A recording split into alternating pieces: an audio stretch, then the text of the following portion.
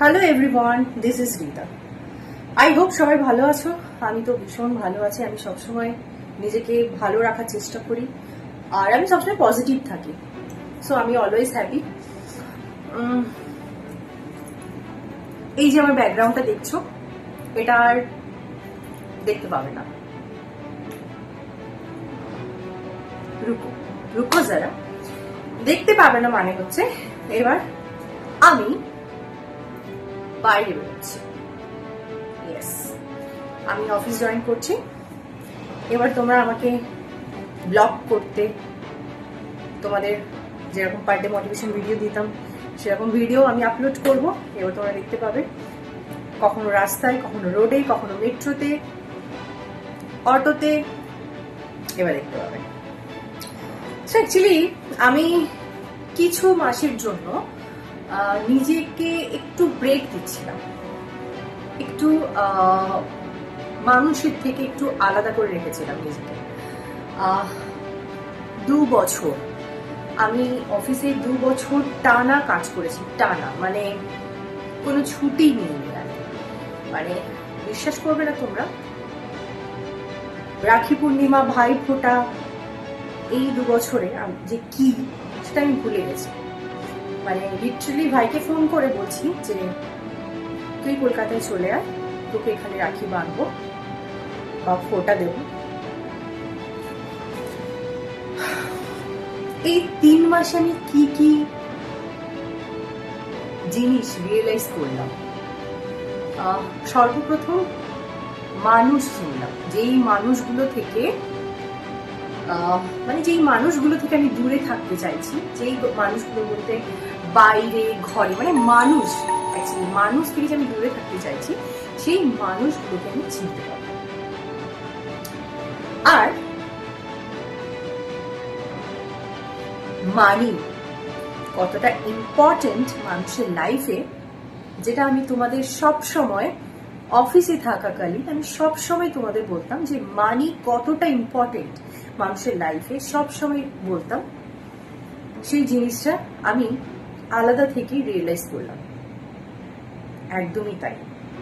আমি যেই কথাগুলো বলি তোমাদের ভিডিওতে, সেটা আমার সঙ্গে ঘটে যাওয়া ঘটনাগুলো বলি, আর সেগুলো সমস্ত বাস্তব কথা বলি। তাই আমিও রিয়েলাইজ করলাম যে সত্যি মানি কি ম্যাটার করে। আমি আনসার পেয়ে গেছি 3 মাসে। 3 মাস হয়ে গেল, আই থিঙ্ক। ওয়াও, 3 মাস আমি কাজ থেকে বিরত। আমি খুব আরিয়াল একটা মেয়ে, বুঝতে পেরেছো? মানে আমি বদমেজাজি, শর্ট টেম্পার মেয়ে যেটাকে বলে। বাট আমাকে যদি তোমরা আমার মতো করে দেখো তাহলে বুঝতে পারবে আমি সবসময় অন্যায় প্রতিবাদ করি। আমি অন্যায়কে সহ্য করতে পারি না। সেটা আমার ফ্যামিলি হতে পারে, বাইরের কেউ হতে পারে, বা আমার স্পেশাল কেউ, আমার কাছে কেউ হতে পারে। আমি তাকেও ছেড়ে কথা বলি না, কাউকে ছেড়ে কথা বলি না। আমার যেখানে মনে হচ্ছে প্রতিবাদ করা দরকার আমি সেখানে করব। সেখানে আমার সামনের মানুষটা কে আছে সেটা আমি কিন্তু দেখবো না। তার তুমি অন্যায় করছো, তাই কিন্তু প্রতিবাদ করতেই হবে। আমি এমন মানুষ, আমি কখনো কাউকে ভয় পাই না। আমি শুধু ভয় পাই আমার ভগবানকে, আদারওয়াইজ আমি কাউকে ভয় পাই না। কোনো ডিসিশন নিতেও আমি ভয় পাই না। আজ আমি আমার লাইফে যেই জায়গাতে আছি সেটা আমি আমার নিজের যোগ্যতায়, আমার নিজের ক্ষমতায়, যা কিছু বলতে পারো ডিসিশন সব আমি নিজের। আজ তোমরা আমাকে এই জায়গাটা দেখছো, সমস্তটাই আমি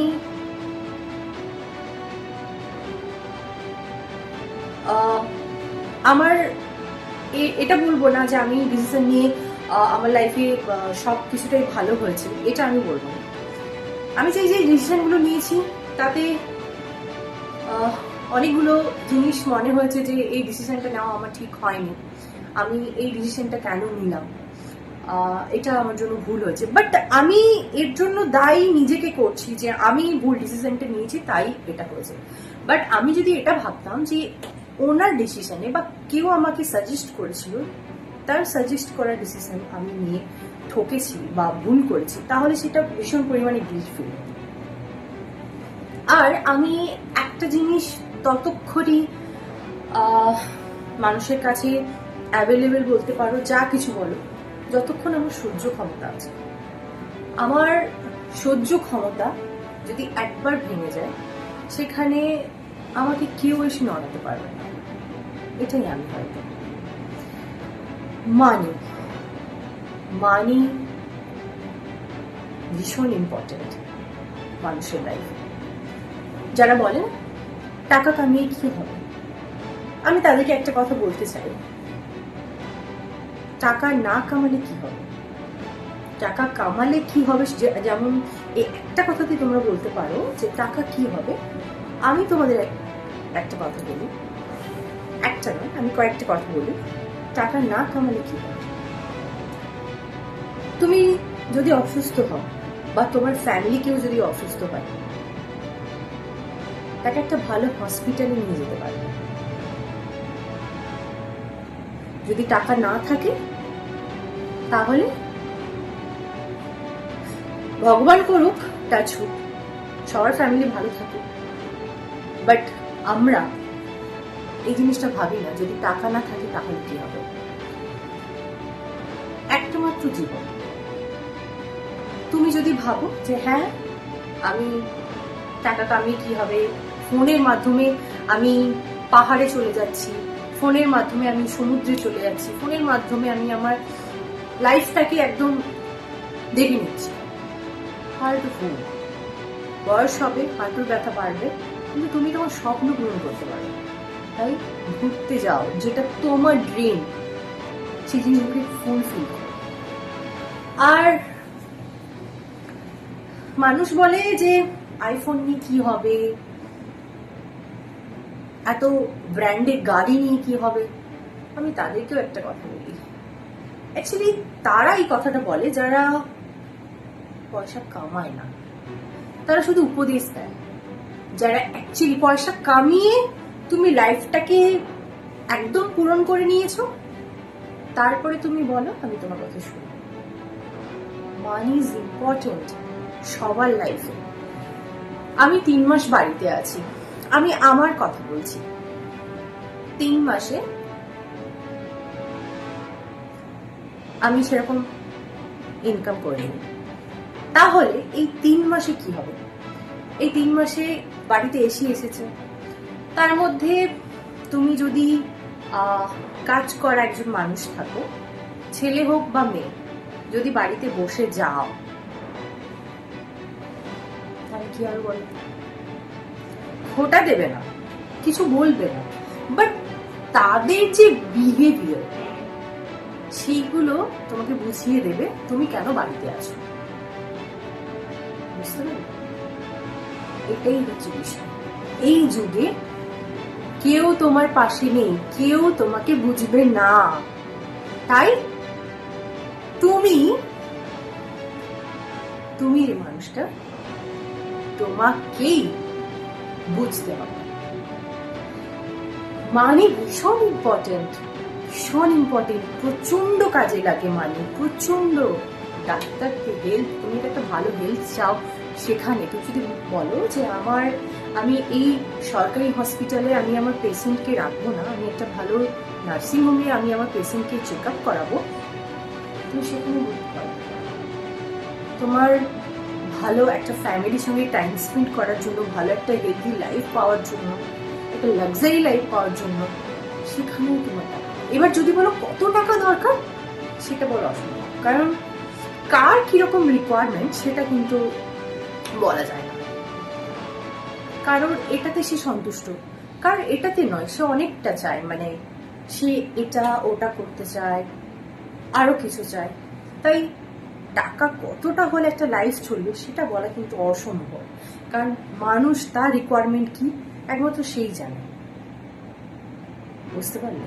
টাকা ভেরি ভেরি ইম্পর্টেন্ট, আর টাকা কামানোর দরকার। আর যারা বাড়িতে এখনো বসে আছো, যে ভাবছো যে কি করবে, তাহলে আমি একটা কথা বলবো, ভাবার সময় শেষ। আর মানুষকে পরখ করে দেখার সময় শেষ। এবার বাইরে বেরো, কাজ করো। আর তোমরা কমেন্ট করার আগে আমি ডিসিশন নিয়েছি যে এবার নয়, হয়েছে অনেক 3 মাস। অ্যাকচুয়ালি আমি একটু স্পেস নিচ্ছিলাম এই কারণে, আমার হঠাৎ করে আমার স্কিনের প্রবলেম দেখা দিচ্ছিল। কারণ আমি এই 2 বছরে না ঠিকঠাক মতো ঘুমোতে পেরেছিলাম। মানে আমি বাড়িতে ঢুকতে ঢুকতে, যদি মিটিং হয় অফিসে, তো বাড়িতে ঢুকতে ঢুকতে আমার 10:30 11টা হয়ে যায়। মানে ফ্রেশ, মানে ঘুমিয়ে আমি তো জিমও করতাম, এবার ওই শরীর খারাপ অবস্থাতে আমি জিম করতাম। বাট তখন একটা জিনিস বুঝেছিলাম যে এত কষ্ট, এত দুঃখ, এত লড়াই, এত স্ট্রাগল, এই সমস্ত জিনিসটা আমার পেছনে থাকবে, আমার সাকসেসটা সামনে থাকবে। আমি সবকিছু ভুলে যাবো, একটা সময় সবকিছু একটা হ্যাবিচুয়েটের মধ্যে চলে আসবে, একটা হ্যাবিট হয়ে যাবে। বাট যখন অনেকটা, মানে একটা আমরা যতই বলি, মানে শরীরের নাম হচ্ছে মহাশয়, তাকে যা শোয়াবে সেই তাই সইবে।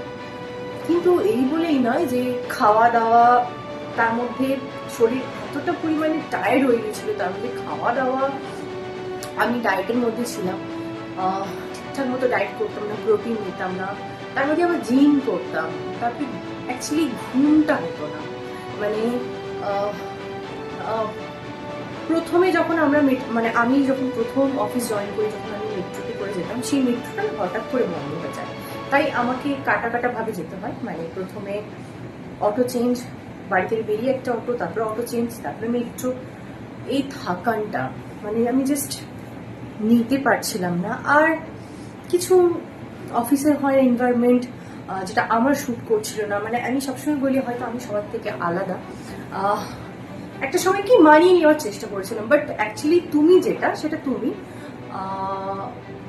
আমরা যতই বলি যে মানিয়ে নেব বা কিছু, যখন কোনো কিছু হয় না, যখন সবাই তার মতো করে তোমাকে চালাতে চায়, আমি তো সেটা কখনোই, মানে আই এম কুইন, আমি ছোটবেলা থেকে আমি আমার মতো করে চলি। আমাকে কেউ পরিচালনা করবে, এটা তো তার স্বপ্নের বাইরে। মানে সে যে ভেবেছে, এই যে এটা যে সে ভেবেছে যে আমাকে সে পরিচালনা করবে, এটা তো স্বপ্নের বাইরে। অ্যাকচুয়ালি আমাকে কেউ ফোর্স করেনি যে আমার বাড়ি থেকে যে তোমাকে অফিস করতে হবে। এটা আমি আমার পার্সোনালি ছোটবেলা থেকে আমার স্বপ্ন ছিল যে আমি পড়াশোনা করব, দেন আমি একটা ভালো চাকরি করব, এটা আমার স্বপ্ন ছিল। বাট তখন ছোটবেলার একটা স্বপ্ন, মানুষ যেমন বড় হয় তেমন তার ড্রিমও চেঞ্জ হয়। তেমন আমি এখন চাকরি করার পর এখন আমার মাইন্ডসেট হয়ে গেছে যে নিজের কিছু একটা করব, মানে আমি বিজনেস করব। সো বিজনেস তো বিজনেস নয়, বিজনেস করতে গেলে মানে টাকা লাগবে। টাকার থেকে ভেরি ভেরি ইম্পর্টেন্ট, টাকাটা না হয় অ্যারেঞ্জ করা যাবে, অ্যারেঞ্জ আমি করে নেব, বা আছে বা যেখান থেকে আমি করে নেব। কিন্তু সব থেকে যে জিনিসটা আমি বুঝতে পারলাম সেটা হচ্ছে কমিউনিকেশন। মানে তুমি বাড়ির মধ্যে থাকলে তোমার মেন্টালি যে সেট আপটা, সেটা আমি রেডি করতে পারছি না। তো আমি এই ভেবেই আমি অফিসটাকে অফ করেছিলাম যে আমি আমার বিজনেস স্টার্ট করবো, আমার নিজের বিজনেস স্টার্ট করবো, আর কারো অফিসে কাজ করবো না, নিজের কোম্পানি খুলবো, আমি নিজে কোম্পানি ওনার হব। সো মাইন্ডসেট করতে পারছিলাম না বেসিক্যালি। মানে হয় না, তুমি একটা জিনিস ভাবো, তুমি যদি বাড়িতে একটা পশু পাখি কোনো কিছু একটা পোষো, তাকে পোষ মানো, দেখবে সেই জিনিসটা না, যখন হয়তো সেই পশু পাখি মানে কোনো দুর্ঘটনা হলো, হয়তো সে মারা গেল, বা তাকে তুমি বিক্রি করে দিলে বা কারো কাছে দিয়ে দিলে, বা চলে গেল, সে তোমার থেকে চলে গেল। ভালোবাসার কথা আমি পরেই আসলে, আমি পশু পাখি দিয়ে বলছি। বা একটা বাড়িতে কুকুর আছে ধরো না, সে, তাকে তুমি ভীষণ ভালোবাসো, সেই তোমার প্রাণ, সেই তোমার জান, তুমি সব কিছু এভরিথিং, তার কিছু হয়ে গেল বা সে চলে গেল, মারা গেল, তখন তুমি কি করবে? আমার সিচুয়েশনটা এই 3 মাসে সেরকম হয়েছে। আমি অ্যাকচুয়ালি নিজের থেকে, আমি নিজেই ভাবছি, আমি কিন্তু আমাকে রেজিগনেশন দিইনি, আমি নিজের থেকেই ভেবেছি। কারণ অফিসে জাস্ট নর্মাল একটা কথা, যেটা হয়তো সবাইকে বললে সেটা বলবে এই কথাতে তুমি মানে এই ডিসিশনটা নিলে আমি এরকম, আমি শর্ট টেম্পার, আমি অন্যায়কে প্রশ্রয় দিই না। সো আমার কাছে এটা মনে হয়েছে এটা সবার জন্য সব জিনিসটা নয়। তুমি আমাকে যদি বলে যে আমি তো সবাইকে এই কথাটা বলেছি, তো সবাই সমান নয়, সবার মন মানে সমান নয়, মানে সবার মাইন্ড সমান নয়। সবাইকে সব একই প্রসাদ দিলে তো হয় না, অসম্ভব, কখনোই হয় না। সো